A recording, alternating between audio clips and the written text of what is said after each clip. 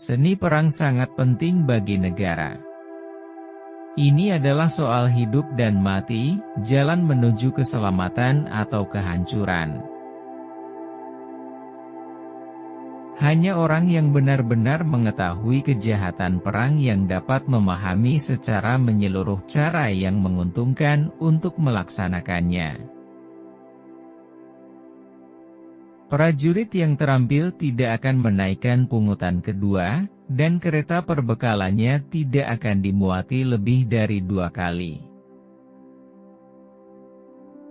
Berjuang dan menaklukkan dalam semua pertempuran bukanlah keunggulan tertinggi. Keunggulan tertinggi terdiri dari mematahkan perlawanan musuh tanpa berperang.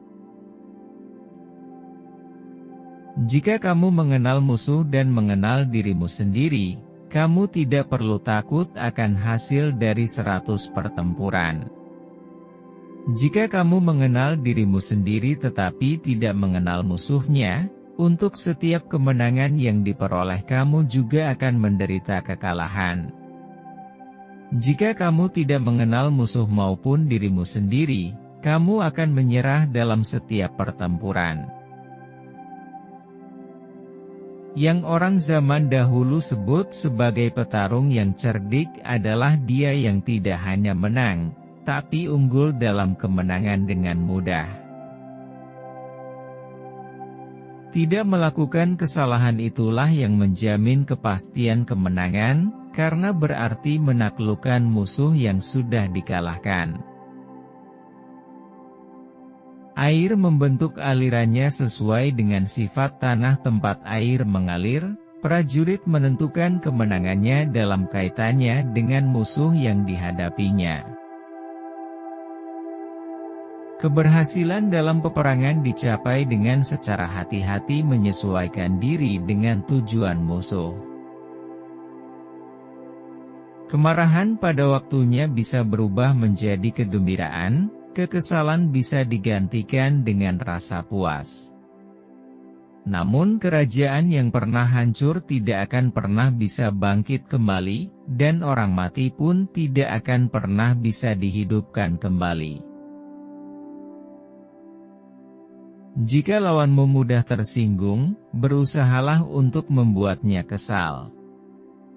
Berpura-puralah lemah, agar dia menjadi sombong. Kita tidak bisa bersekutu sampai kita mengetahui rancangan negara tetangga kita. Prajurit yang berpengalaman, sekali bergerak, tidak pernah bingung. Begitu dia menghancurkan perkemahan, dia tidak pernah bingung.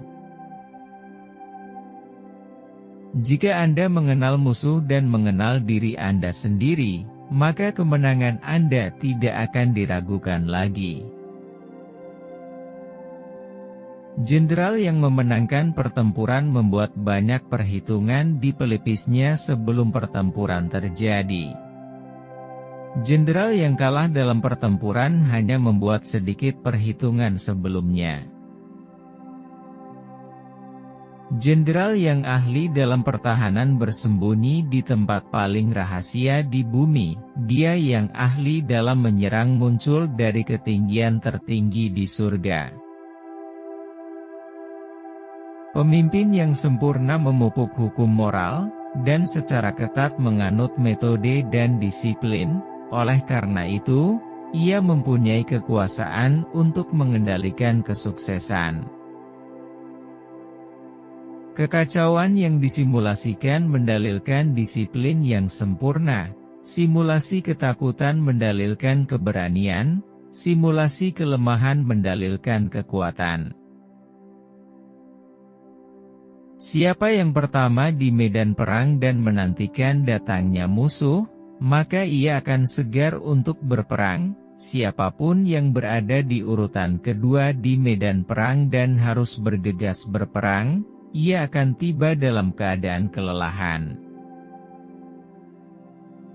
Kualitas keputusan ibarat kepakan burung elang yang tepat waktu, yang memungkinkannya menyerang dan membinasakan korbannya.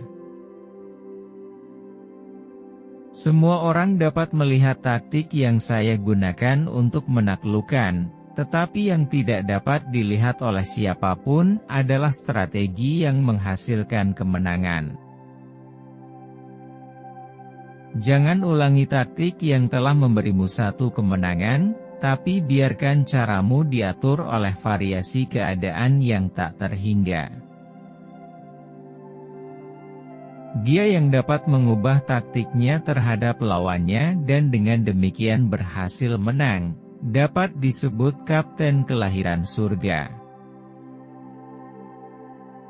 Kesulitan manuver taktis terletak pada mengubah kelicikan menjadi keterus-terangan, dan kemalangan menjadi keuntungan. Bermanuver dengan pasukan adalah menguntungkan, dengan massa yang tidak disiplin, itu paling berbahaya. Kita tidak layak memimpin pasukan dalam perjalanan kecuali kita mengenal wajah negara ini, pegunungan dan hutannya, jurang dan tebing terjalnya, rawa-rawa dan rawa-rawanya. Jangan bergerak kecuali Anda melihat keuntungan, jangan gunakan pasukan Anda kecuali ada sesuatu yang bisa diperoleh, jangan bertempur kecuali posisinya kritis. Tidak ada penguasa yang boleh mengerahkan pasukannya ke lapangan hanya untuk memuaskan amarahnya sendiri, tidak ada jenderal yang boleh berperang hanya karena kesal. Apa yang memungkinkan penguasa yang bijaksana dan jenderal yang baik untuk menyerang dan menaklukkan, dan mencapai hal-hal di luar jangkauan manusia biasa, adalah pengetahuan sebelumnya.